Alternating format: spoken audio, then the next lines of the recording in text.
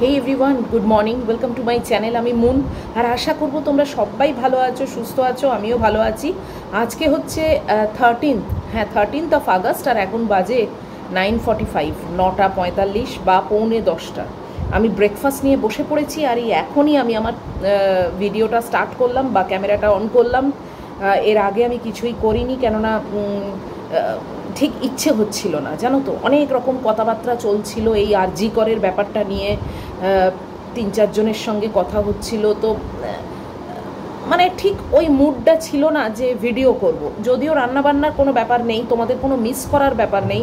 পরোটা করেছি আর আলু তরকারি, ওই অরিগ্যানো পোট্যাটো যেটা খোসাওয়ালা আলু দিয়ে করি সেটাই করেছি, আর সেটা তোমরা অবশ্যই ইটিং শোতে দেখতেই পাবে। আর তাছাড়া কিছু করিনি, ম্যাগির রান্না যেরকম করি সেটাই করেছি, আর কিছুই করিনি। সকাল থেকে বসে বসে শুধু ওইটাই মানে একটা ওই মেসেজের মাধ্যমে, হোয়াটসঅ্যাপের মাধ্যমে ডিসকাশন হচ্ছিল, ইভেন গুড্ডির সঙ্গেও কথা হচ্ছিল। মানে একটা ভেরি ভেরি লজ্জাজনক ব্যাপার এটা। আমি স্যাড বলবো না, বলবো একটা লজ্জাজনক ব্যাপার। মানে সত্যি নিজেকে মানে মনে হয় আমি এরকম একটা দেশে, এরকম একটা জায়গায় বসবাস করছি, এবং আমার মতো আরও প্রচুর মানুষ বসবাস করছে এরকম একটা জায়গায় যেখানে মেয়েদের কোনো সিকিউরিটি নেই। কিসের এখানে আবার মাদার্স ডে পালন হয়, কিসের এখানে আবার মানে মেয়েদের এই কি বলে ওমেন্স ডে, অমুক ডে তমুক ডে, এইগুলো নিয়ে যে এত মার্কেটিং হয়, কিসের জন্যে আমি তো বুঝতে পারি না। যেখানে সামান্য একটা মেয়ের সিকিউরিটিটা নেই, সেখানে ওই দিনগুলো সেলিব্রেট করে কি ফায়দা? জানি না, আমার মাথা খুব গরম হয়ে গেছিলো সকাল থেকে। এবার তোমরা বলবে আরজি করের ব্যাপারটা যেন মনে হচ্ছে কালকেই হয়েছে, তুমি এমন করছো, এই কদিনে তো ভিডিওয়ে কিছু বলোনি। হ্যাঁ দেখো, জানি ঠিকই, ঠিক টাইম মতোই খবরও পেয়েছি, খবর জেনেওছি। যদিও আমি খবরের কাগজ নিই না, বাট আমি নেটে বা তোমাদের সবার মাধ্যমে আমি সব খবরই পাই। কিন্তু আজকে যেভাবে ওই ব্যাপারটা মেসেজের মাধ্যমে উঠে এসছে, যেভাবে সোহিনী বলো বা অন্যান্যরা সেটা নিয়ে কথা বলা আরম্ভ করেছে, সেই মনে হলো কি বলো তো, মানে একটা দগ্ধ ঘাকে কেউ ফুঁচিয়ে দিল। তাই জন্যেই আজকে এই জিনিসটা আমার সামনে এলো, এবং আমি এই জিনিসটা নিয়ে কথা বলছি, এবং আমার মুডও পারমিট করেনি যে আমি নতুন করে আবার একটা সকালবেলা ডেলি ভ্লগ স্টার্ট করব। এটাই হচ্ছে ব্যাপার।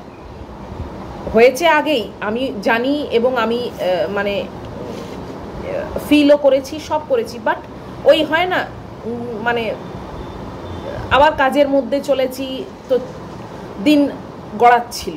বাট আজকে যেভাবে এই নিয়ে হোয়াটসঅ্যাপের মাধ্যমে আলোচনাটা হলো, বা এইটাকে আরও মানে খোঁচানো হলো, সেটাই নিয়ে আমার মাথাটা একদম ভার হয়ে গেছে। আমি ভাবলাম না, ব্রেকফাস্ট করতে বসে এটাই ভাবলাম যে এবারই বরং ভিডিওটা স্টার্ট করি, তোমাদের সঙ্গেও সেইটা শেয়ার করি। মাথার মধ্যে রেখে দেওয়ার কোনো মানে হয় না, আর আমি মাথার মধ্যে নিয়ে বসে থাকতেও পারি না। তো একটা কবিতা একজন পাঠিয়েছে এই ব্যাপার নিয়ে, যদিও এগুলো কোনো ফায়দা নেই, বাট স্টিল তার ইচ্ছে আমি কবিতাটা তোমাদের সঙ্গে শেয়ার করি, অবশ্যই সেটা শেয়ার করব। আমাদেরই পরিবারের একজন পাঠিয়েছে, আর এই নিয়েই কথা বলবো। একটা গল্প রাখা আছে তোমাদের জন্য, সেটাকেও শেয়ার করার ইচ্ছে আছে। দেখি কতদূর কি করি। মন মেজাজ খুব একটা ভালো নেই এই সংক্রান্ত, আর কি, আর কোনো কারণ না। আর কাজের ব্যাপারেও তোমাদের সঙ্গে একটু কথা বলবো, একটা জিনিস দেখাবো তোমাদের। তো অনেক কিছুই আছে। এই এত দেরি করে স্টার্ট করলাম মানে এই নয় যে শুধু এই বসে হেজিয়েই চালিয়ে দেবো, সেটা নয়। অনেক কিছু আছে। আগে আমি ব্রেকফাস্টটা খেয়ে নিই, চান টান করে নিই, নিশ্চিন্তে বসবো, কেননা আমার ব্যাংকের লোক আজকেও আসবে একটা জিনিস দিতে। আজকে অবশ্য সে বসবে না, বাইরে থেকেই দিয়ে চলে যাবে, তো সেটাও একটা ব্যাপার আছে। তা আমার আজকে ব্রেকফাস্ট তো তোমরা দেখেইছো। আজকে ফ্রেশ পেঁপে, পাকা পেঁপে বাচ্চুদাকে দিয়ে আনিয়েছি। কলাও আনতে দিয়েছিলাম, কিন্তু বাচ্চুদা ভুল করে কাঁঠালি কলা নিয়ে এসছেন, এবং কাঁঠালি কলা আমি একদম খাই না, মানে খেতে পারি না, আমার দেখলে কীরকম লাগে। আর শসা, টমেটো, পেঁয়াজের একটা স্যালাড মতো নিয়েছি, আর ডিম ভাজা নিয়েছি, আর দুধ, কেননা আর কিছু মাথা থেকে বার করতেই পারলাম না যে কি খাবো। আর দুধ কর্নফ্লেক্স খাওয়ার মতো বা ওটস খাওয়ার মতো এনাফ দুধ আজকে নেই, সকালবেলা জাল দিতেও ভুলে গেছি। তাই জন্যে এই 5 মিশালিতেই আমার আজকে ব্রেকফাস্ট হয়ে যাবে। তো এখন আমি খেয়ে নিই।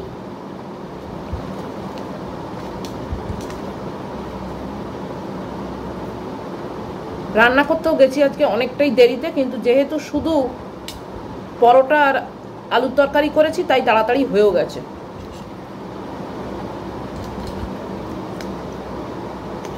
সকালে উঠে ভেবেছিলাম লুচি খাবো, লুচি করব, কালকেও বলেছিলাম, আজকেও ভাবছিলাম খাবো, কিন্তু তারপরে আর মুড হলো না যে এখন ওই ছোট ছোট লেচি করে অতগুলো বেলবো, ভাজবো, এই করব। তাই ভাবলাম যে পরোটা করে নিই, তাড়াতাড়ি হয়ে যাবে। পরোটা সেঁকে রেখে দিয়েছি, খাওয়ার আগে একটুখানি ঘি দিয়ে জাস্ট এপিট ওপিট করে নেব। এত আনসেফ চারিদিকটা হয়ে গেছে না, যে মানে বলবার কথা না। বিশেষ করে বাচ্চা বাচ্চা মেয়েগুলো, যেগুলো ইয়াং মেয়ে, এক একটা মানে লাইফ যেগুলো সবে প্রস্ফুটিত হচ্ছে, সেই লাইফগুলো নিয়ে ছিনিমিনি খেলা হচ্ছে এমন একটা জায়গা, যেখানে জানি না গভর্নমেন্ট কি করছে, তারা কেন চুপচাপ। আর যদিও বা তারা কিছু স্টেপ নেয়, সেটাও কি পার্মানেন্ট কোনো সলিউশন তারা করছে না। ওই একটা ফর দ্য টাইম বিং, হ্যাঁ একটা হলো, একটা হুজুক টাইপের হলো, বাস। তারপর আবার জিনিসটা থেমে যাবে এবং আবার জিনিসটা আজ না হয় কাল, কাল না হয় পরশু রিপিটেশন হবে। কেন এটা হবে? যাই হোক, চলো আমি খেয়ে নিই, আগে চান টান করে নিই। ব্যাংকের ওই ছেলেটা আসবে, ওকে ও যেটা দেওয়ার দিয়ে যাক, তারপরে আমি ধীরে সুস্থে বসবো তোমাদের কাছে। এবং আমার ফ্যাব্রিকেরও কাজ আছে, কালকে অনেক অর্ডার এসছে ফ্যাব্রিকের, অনেকগুলো অর্ডার এসছে।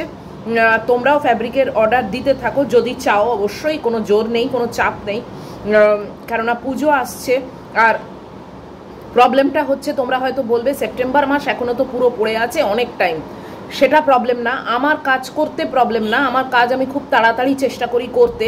কিন্তু প্রবলেমটা হচ্ছে, এখন আমি যে মানে অনলাইন স্টোরগুলোতে অর্ডার দিচ্ছি, তারা এখন ডেলিভারি ডেটটা অনেক দূরে দূরে করে দিয়েছে, জানো তো। তো কালকে এবং পরশু দুদিন মিলিয়ে প্রচুর অর্ডার এসছে আমার কাছে পুজোর, কিন্তু সেইগুলো সব অর্ডার মানে প্লেসও করে দিয়েছি, সেগুলো আস্তে আস্তে সব 20-22 তারিখ, জানো তো। তাই জন্যে বলছি যে তোমরা যদি দিয়ে দাও, আমি অর্ডার প্লেস করে দিই, সেটা আসতেও তো টাইম লাগবে।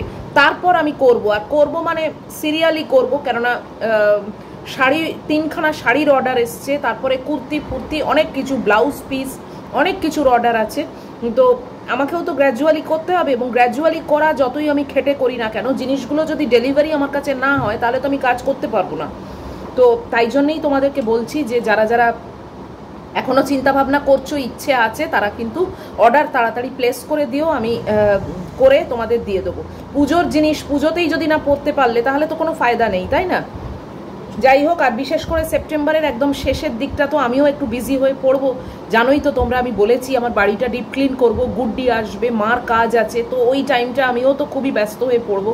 তাই এখন থেকে যত তাড়াতাড়ি সম্ভব আমি চেষ্টা করছি কাজগুলোকে কমপ্লিট করে সব ডেলিভারি করে দিতে। তো তোমরাও যদি ইচ্ছুক থাকো, যদি চাও, তাহলে অবশ্যই কিন্তু অর্ডারটা তাড়াতাড়ি প্লেস করে দাও। আর অর্ডার প্লেস করবে বা অর্ডার সংক্রান্ত সমস্ত কথা আমার সঙ্গে হোয়াটসঅ্যাপে করবে।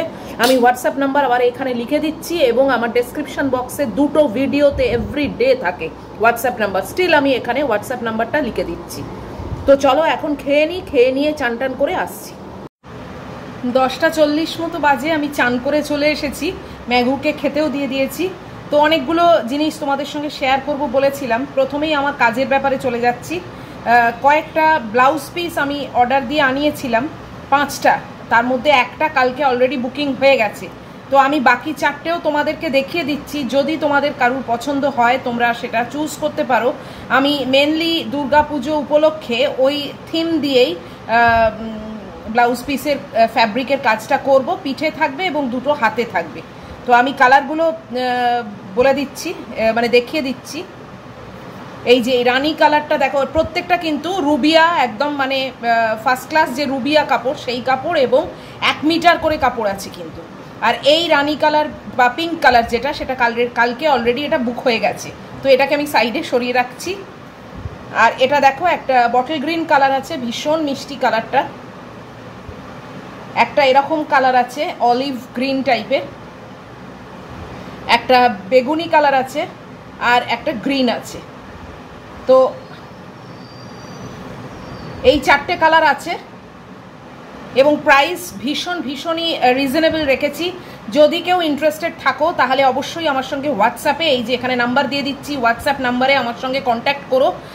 আমি তোমাদের প্রাইস সেখানেই বলবো, কেননা আমি কোনো প্রাইস এই ব্লগের মধ্যে ডিক্লেয়ার করি না বা আলোচনা করি না, কেননা এটা একটা লাইফস্টাইল ব্লগ। তো যাই হোক, ইনফরমেশনটা শুধু তোমাদের সঙ্গে শেয়ার করলাম। তো এই 4টে কালার আবারও দেখাচ্ছি, এই যে এই 4খানা কালার। এটা একদম প্লেন এখন আছে, কিন্তু আমি অবশ্যই এটার উপরে কাজ করে দেবো। তো তোমরা যদি কেউ চাও নিতে তো অবশ্যই আগের থেকে বুক করো। এইরকমভাবে তোমাদের আমি মোটেই দেবো না, আমি পুরো ফ্যাব্রিক কাজ করেই তোমাদেরকে দেবো। এবং প্রাইস যথেষ্ট কম আছে, কেননা পিসগুলোর দাম মানে কিছুই নয় বলতে গেলে, যেটুকু আমার কাজের প্রাইস, তো সব মিলিয়ে কিন্তু অনেকটাই চিপে আছে। আমার তো যা মনে হলো যে এরকম ফ্যাব্রিকের মানে হ্যান্ডওয়ার্ক করা ব্লাউজ পিস মার্কেটে কিন্তু আরও বেশি দামেই পাবে। তো যাই হোক, তোমরা এই হোয়াটসঅ্যাপ নাম্বারটা যাচ্ছে, এই হোয়াটসঅ্যাপ নাম্বারে তোমরা কন্ট্যাক্ট করো যদি কেউ নিতে চাও। আমি সেখানে তোমাদের ডিটেল সব কিছু শেয়ার করে দেবো। তো এই গেল একটা ব্যাপার। আর দ্বিতীয়ত, হ্যাঁ, এবার যে কবিতাটা একজন শেয়ার করতে বলেছে সেই কবিতাটা তোমাদের সঙ্গে আমি শেয়ার করে দিচ্ছি, একটু ওয়েট করো।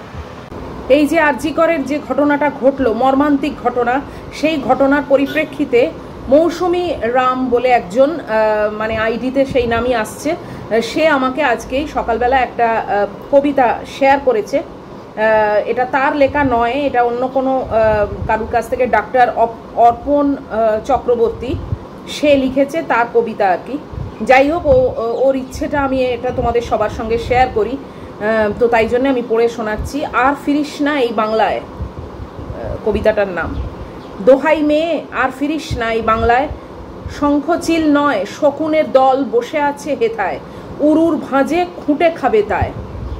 দোহাই মেয়ে আর ফিরিস না এই বাংলায়, ধানসিঁড়ি নয় নর্দমার কীট দুর্গন্ধ ছড়ায়, আরতি হেথায় কণ্ঠ হারায়।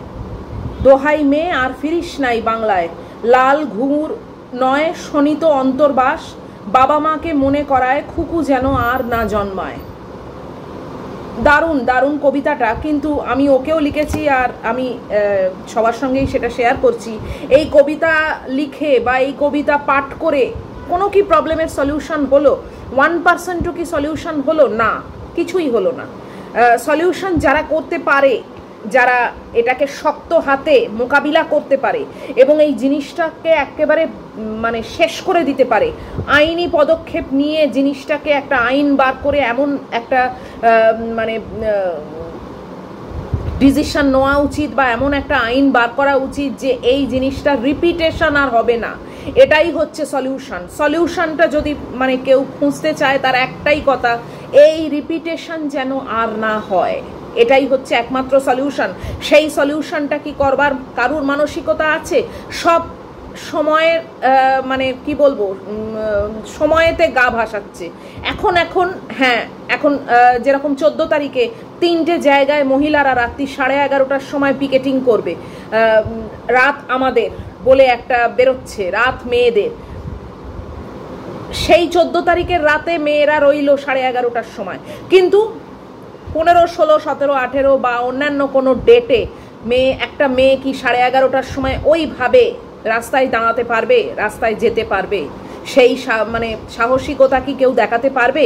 আর যদিও বা সে দেখাতে পারে, সে কি আর বাড়িতে ফিরে আসতে পারবে?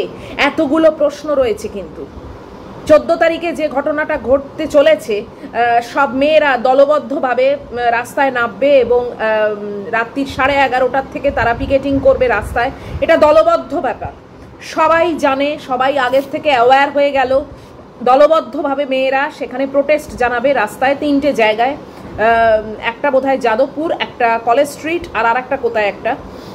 আমাদেরও যে আমাদের এখানকার অ্যাপ আছে সেখানেও জানানো হয়েছে এটা। কিন্তু তারপরের দিন কোনো মেয়ে কি এইভাবে রাস্তায়, এই 3টে রাস্তার নামই আমি বললাম, কি গ্যারান্টি আছে যে এই 3টে রাস্তাতেই একটি মেয়ে যদি একা রাত্রি 11:30টার সময় গিয়ে দাঁড়ায়, তাহলে কি সে সেফ? তাহলে কি সে পরের দিন বা কিছু ঘন্টা পরে বাড়িতে সে সুস্থভাবে বাড়িতে ফিরে আসতে পারবে? তার কি গ্যারান্টি? কোনো গ্যারান্টি নেই। তাই এইগুলো করে হয়তো প্রোটেস্ট জানানো হচ্ছে, কিন্তু যাদের এগেনস্টে প্রোটেস্ট জানানো হচ্ছে তারা কি নড়ে চড়ে বসছে? গভর্নমেন্ট কি নড়ে চড়ে বসছে? অনেক জায়গায় অনেক বক্তৃতাতে অনেককে বলতে শোনা যায়, আমি নাম বলবো না, যে মেয়েরা কেন বাইরে চলে যাচ্ছে, ছেলেরা কেন বাইরে চলে যাচ্ছে। ছেলেদের কথাটা এখন আনছি না, সেটা অন্য টপিক। কিন্তু অনেক মেয়েরাও আজকে বিদেশে চলে যাচ্ছে বা কলকাতা মানে ইন্ডিয়া ছেড়ে বাইরে চলে যাচ্ছে তাদের কর্মসংস্থানের জন্যে। হ্যাঁ, একটা তো রিজন নিশ্চয়ই যে এখানে কোনো জব নেই, এখানে কাজ খুঁজে বার করে সেই কাজে মানে কোনো উন্নতি করা বা তার যে এত খেটে এতদিন ধরে যে সে ডিগ্রিগুলো নিল তার কোনো মানে রেসপেক্ট এখানে নেই, সেটা তো একটা কারণ বটেই। আরও একটা কারণ হচ্ছে তাদের সেফটি। তাদের সেফটি আমার তো মনে হয় এই দেশে থাকার থেকে একটা মেয়ের অন্য কোনো দেশে গিয়ে থাকা কিছুটা হলেও বেটার। আমি বলছি না 100% বেটার, বাট কিছুটা হলেও বেটার। কেননা এখানে যে জিনিসগুলো ঘটছে এগুলো কিন্তু মেনে নেওয়া যায় না, মেনে নেওয়া যায় না। এই যে মেয়েটির এই ঘটনাটা, মর্মান্তিক ঘটনাটা ঘটলো, তার মায়ের সামনে দাঁড়িয়ে আমাদের গভর্নমেন্টের কর্তা ব্যক্তি যারা আছেন, ওপরওয়ালা গুণী ব্যক্তি যারা আছেন, তাদের কি ক্ষমতা আছে জবাবটা দেওয়ার? তার মায়ের কাছে দাঁড়িয়ে, মায়ের সামনে দাঁড়িয়ে, তার মায়ের চোখে চোখ রেখে দাঁড়িয়ে জবাব দেওয়ার ক্ষমতা আছে?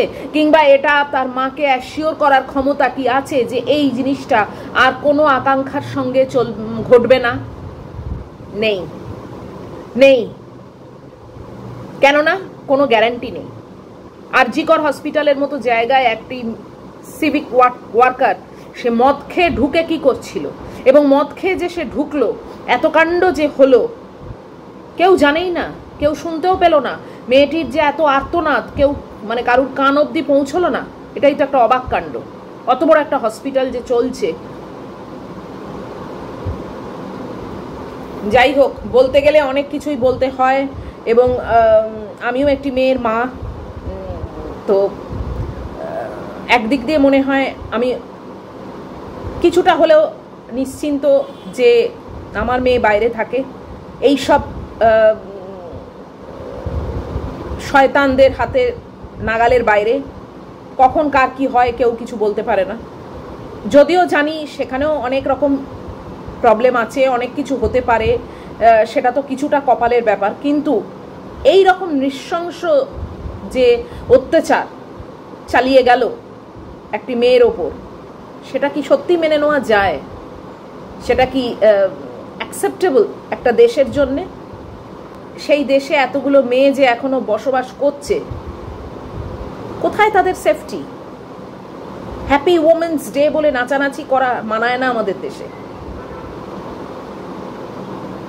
যাই হোক, আজকে মন মেজাজ অনেকটাই ভারাক্রান্ত, অনেকটাই বিরক্তিতে ভরা, একেবারেই ভালো লাগছে না। হাতে কোনো ক্ষমতাও নেই কিছু করার, শুধু নিজে নিজে গড়ছি, নিজে নিজে ভাঙছি, আর তোমাদের সঙ্গে শেয়ার করছি নিজের মনের অবস্থাটা। এবং যারা আমার পরিবারের অনেকেই আছো, তারা হোয়াটসঅ্যাপে উগরে দিয়েছো তোমাদের রাগ, তোমাদের ক্ষোভ আমার সঙ্গে শেয়ার করেছো, এবং আমিও সেটা শেয়ার করছি অন ক্যামেরা তোমাদের সঙ্গে। কিন্তু এইগুলো সবই সময়ের ব্যাপার, মানে সময় কাটানো টাইপের আর কি। আলটিমেট জিনিসটাকে একেবারে দি এন্ড করাটাই হচ্ছে সলিউশন। সেই দি এন্ড করার ক্ষমতা তো আমাদের হাতে নেই। সেটা যাদের হাতে ক্ষমতা আছে তারা কেন এগিয়ে আসবে না? তারা কেন এগিয়ে আসছে না? তারা কেন কিছু করছে না? এই জিনিস কিন্তু আজকে নতুন নয়, এই জিনিস কিন্তু আগেও হয়েছে। দিল্লিতেও এই ঘটনা ঘটেছে, সব জায়গাতেই এই ঘটনা। India is not safe. যাই হোক, আজকে সত্যি মানসিকতা নেই ভিডিও করার, এবং একটা গল্প তোমাদের সঙ্গে শেয়ার করব ভেবেছিলাম, বাট সেই গল্পটা অনেক লাইট গল্প। এখন ঠিক সেই মন মেজাজ নেই যে একটা লাইট গল্প পড়ে শোনাবো উইথ এক্সপ্রেশন। তো তাই জন্যে আজকের ভিডিওটা আমি এখানেই শেষ করে দিচ্ছি। কেননা এরকম একটা ঘটনা জেনে মন মেজাজ খারাপ হওয়াটাই কিন্তু খুবই স্বাভাবিক, খুবই ডিস্টার্বিং, খুব ডিস্টার্বিং এবং খুব প্যাথেটিক যাকে বলে। আমি তো সেটাই মানে চাইবো যে শাস্তি, দেখো শাস্তি হবে আমি জানি, ফর দ্য টাইম বিং শাস্তি আইদার হবে, নয়তো এটা ধামাচাপা পড়ে যাবে, কিছু একটা হবে। সেটাও কিন্তু আসল সলিউশন নয়। আসল সলিউশন হচ্ছে এমন কিছু করা যেটা পর থেকে এই রিপিটেশনটা যেন না আর হয়, আর কোনো আকাঙ্ক্ষাকে যেন এইরকম সিচুয়েশনের সম্মুখীন হতে না হয়, আর কোনো আকাঙ্ক্ষার বাবা মাকে যেন এই রকম সিচুয়েশনে না পড়তে হয় যে তার মেয়েকে অকালে চলে যেতে হলো তাদের কোল ফাঁকা করে। সেটা হচ্ছে সলিউশন। এই লোকটার বা এই লোকগুলোর ফাঁসি দিয়ে বা যাবজ্জীবন কারাদণ্ড দিয়ে অমুক করে তমুক করে, ঠিক আছে, এই বাঞ্চটা না হয় গেল, আকাঙ্ক্ষাও আর ফিরে আসবে না, আর এদেরও না হয় একটা ঠিক আছে। কিন্তু এরকম আরও যে ঘটনা ঘটবে না সেই গ্যারান্টিটা কেউ দিতে পারে না। এরকমই একটা দেশ আমাদের, যেখানে কোনো গ্যারান্টি নেই। তোমরা বলবে জীবনেরই তো কোনো গ্যারান্টি নেই, 100 বার জীবনের কোনো গ্যারান্টি নেই, বাট সেটা আলাদা, সেটা আলাদা। আর এটা হাতে করে ইচ্ছাকৃতভাবে একটা মেয়ের জীবনটাকে, তার ভেতর থেকে তার প্রাণটাকে টেনে বার করে নিয়ে আসা, এটা আলাদা, এটা আলাদা। এটা জোর করে কারুর প্রাণটাকে তার ভেতর থেকে বার করে নিয়ে আসা হয়েছে নিজেদের আনন্দের জন্যে, নিজেদের সুখের জন্যে, নিজেদের সময় এনজয় করবার জন্য। যাই হোক, চলো, আজকে আমার সত্যি মন মেজাজ একদমই ভালো না, বিরক্তিতে ভরা। কেননা আমারও একটি কন্যা সন্তান আছে, যদিও সে বিদেশে থাকে, কিছু অংশ হলেও আমি খানিকটা সেফ ফিল করি, কিন্তু তাও সেও আসবে এই দেশে, সেও কিছুদিনের জন্য থাকবে। এটা তো ভয়ঙ্কর জিনিস। প্রত্যেকটা রাত, প্রত্যেকটা দিন, প্রত্যেকটা বেলা আমাকে আতঙ্কে আতঙ্কে কাটাতে হবে একটা মেয়ের মা হয়ে এই দেশে থেকে। কেন কেন এই উত্তরটা কে দেবে? এবং আমি বলে না, যে কোনো মা তার মেয়ে কন্যা সন্তান থাকলে তাকে আতঙ্কে কাটাতে হবে। সেই মেয়েটি যদি বাড়ির বাইরে বেরোয়, সে ফিরবে কিনা তার কোনো গ্যারান্টি নেই। সেই দেশ, আমাদের দেশ, সেই গ্যারান্টি দিতে পারে না, দেওয়ার ক্ষমতা নেই। যাই হোক, চলো আজকের মতো ভিডিওটাকে আমি শেষ করে দিচ্ছি। যদি আজকের ভিডিও তোমাদের মনে হয় যে হ্যাঁ হেল্পফুল, তাহলে অবশ্যই কমেন্ট করে জানিও যে তোমাদের কি মতামত। চলে আসবো অবশ্যই আবার একটা পরের ব্লগ নিয়ে। টিল দেন তোমরা খুব ভালো থাকবে, সাবধানে থাকবে এবং আকাঙ্ক্ষার আত্মার শান্তি কামনা করবে এবং এদের শাস্তি হোক বলছি, বাট আমি লং রানে সলিউশনের জন্যে অপেক্ষা করে থাকবো, এবং সেটা আদৌ হবে কিনা আমি জানি না। তো চলো, টেক কেয়ার, খুব ভালো থেকো। দেখা হচ্ছে তোমাদের সঙ্গে পরের ব্লগে। Till then, love you all.